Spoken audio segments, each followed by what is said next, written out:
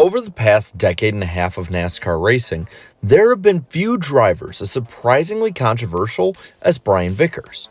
But at the same time, he also was a driver that showed flashes of absolute brilliance. This held true throughout his career. As a Busch Series driver, he won the 2003 championship while driving for Hendrick Motorsports. This then got him up to the Cup Series in the number 25 Chevy in 2004. And he laid an egg, for the most part of 3 years in fact, with that team. His most memorable moment with HMS being the fact that he made contact with teammate Jimmie Johnson at Talladega, which sent him careening into Dale Earnhardt Jr. as Vickers went on to win and then blamed the 8 for it. Suffice to say, it was not a popular move. In 2007, though, he moved to Team Red Bull. And while he missed a good number of races, he was still fast enough to be running up front in them. He actually was the first driver to score a Cup Series top 10 finish for Toyota. In 2008, he made every race and in doing so was easily a top 15 to top 20 driver. And then in 2009, he became a borderline chase contender, skirting onto the cut line. By Michigan, he was 14th in points, 96 points out of the 12-man chase behind 12th place Matt Kenseth. Before the Cup race on Sunday, Vickers won the pole for both that race and the nationwide race. Then, in the nationwide race, he was leading over Kyle Busch and Brad Keselowski in the final laps. In being too focused on Busch, he actually basically gave the win away to hometown hero Brad Keselowski. Even with that, the momentum was still high and strong in the 83 side, heading towards the start of the race. While he took the green as the leader, it would be Mark Martin, one of his prime chase cutline competitors, grabbing the lead from the 83. This would be cut into, though, by rain, bringing out the first caution of the day on lap 7. This rain would briefly bring out a red flag, but with it being mostly scattered showers that were very just pop-ups here and there, this made the red relatively short. When the yellow came back out, most of the leaders held position, while those in the middle and back of the pack decided to pit. When they lined back up to go green, Vickers lined up third, next to Jimmie Johnson. The Hendrick duo of Martin and Johnson showed the most strength early. They would swap the lead back and forth, while Vickers faded back to a distant third-place battle with Kurt Busch and Denny Hamlin. One big thing that drivers really enjoyed about Michigan at that time was the ability to move around and race. It was quite possible to race 4 and even 5 wide, so this gave the opportunity for comers and goers, as well as needing for adjustments, whether that meant adjusting your line on the track or adjusting in the pits. Those needing to make adjustments had them given to them on the first green flag pit stops on lap 41. With these initial stops, even most of those that pitted early decided to come down. After all, you don't want to be left out on old tires for a long amount of time at a worn-down surface like Michigan had. When everything cycled out, Hamlin actually briefly led over Jimmie Johnson and Mark Martin due to short pitting.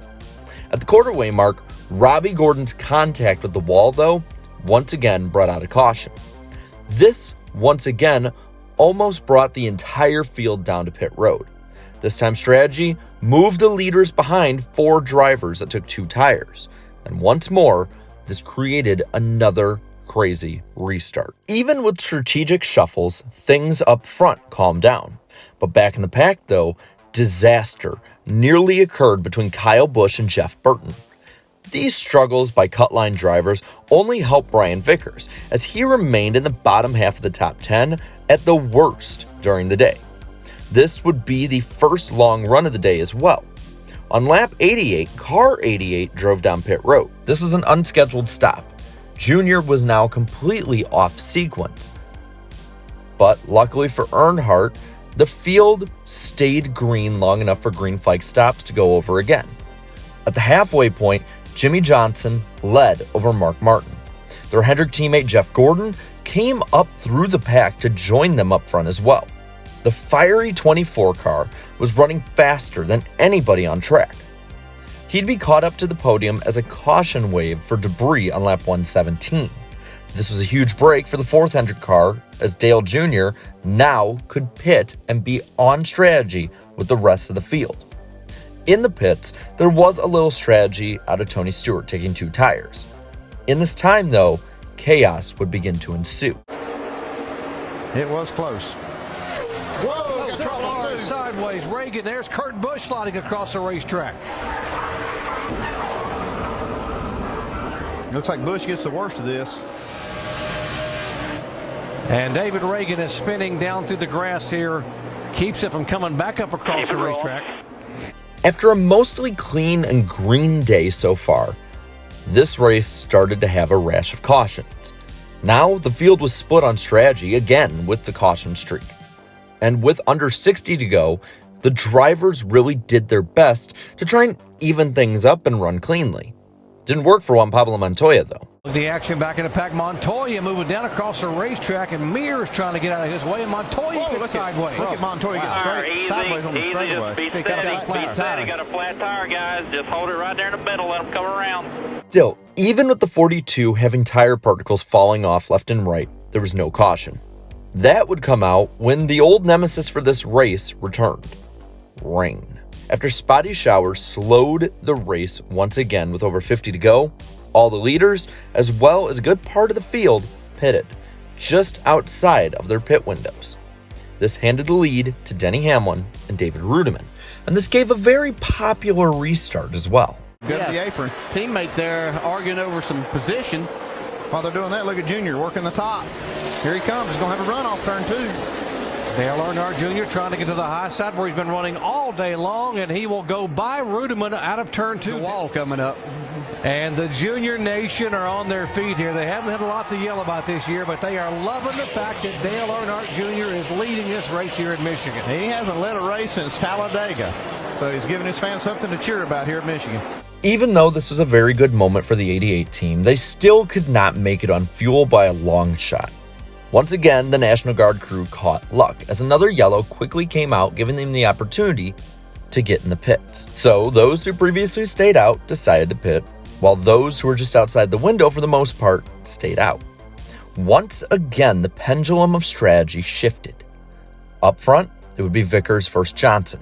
The leaders needed to get out and away from the pack so they could save fuel, while those in the back half of the pack could go full bore and just go straight into the pack. Vickers and Johnson did pull away, with Martin in a distant third. While the leaders raced, they still needed to save fuel. Now, the 48 would lead over the 83 for a bit. With 30 to go, Martin became the first to go into full fuel conservation mode. In the back of the top 10, Dale Jr. was the new favorite to win the race. His car was racing better than ever. He had enough fuel to the end.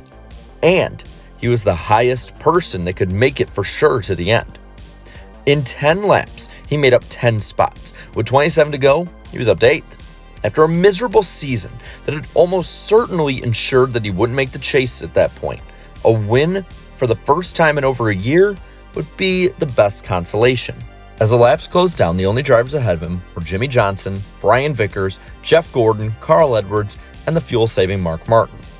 On top of making up spots, when he moved up into 5th with 19 to go, he was up a second over a few laps before. Up front, Vickers chose to save behind Johnson in draft. Gordon and Edwards held similar reserves. Meanwhile, Jr. was 0.4 of a second faster than his leading teammate. With 10 to go, he got by the 99 to 4th. Vickers and his crew saw this and started turning up the wick on Johnson, and Johnson subsequently started to turn it up as well. For the first time in 2009, the 88 caused fear with the leaders. Oh, yeah, here we go. That's who we need. Yeah, 10-4. Just watch him here. The 88 is my concern. Up the 99, the 88. He's coming like a bat out of hell up at the top, all the way at the wall. I mean, I don't have a whole lot left, so if he's got fresh tires, and he catches, we're done. With 7 to go, the 3 leaders started to turn it up even more and ran faster than the 88 again.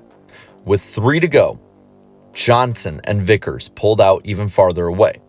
Now, in the June race at Michigan, the top 2 ran out of fuel in the last lap, giving Mark Martin the win. Could it happen again?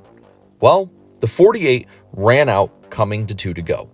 Vickers just needed to put it in cruise and just try to nurse it to the finish.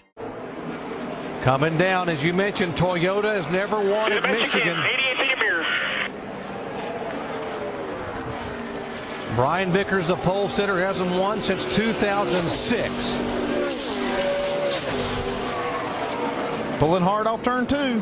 And it was right here back in June that the leader's car began to sputter and cough. That was Greg Biffle. Right now, Vickers still under power. Looking good so far.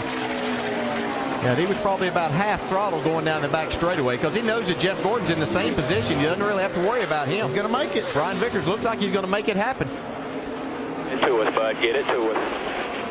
And coming down for the checkered flag for his second career win, Brian Vickers does it at Michigan.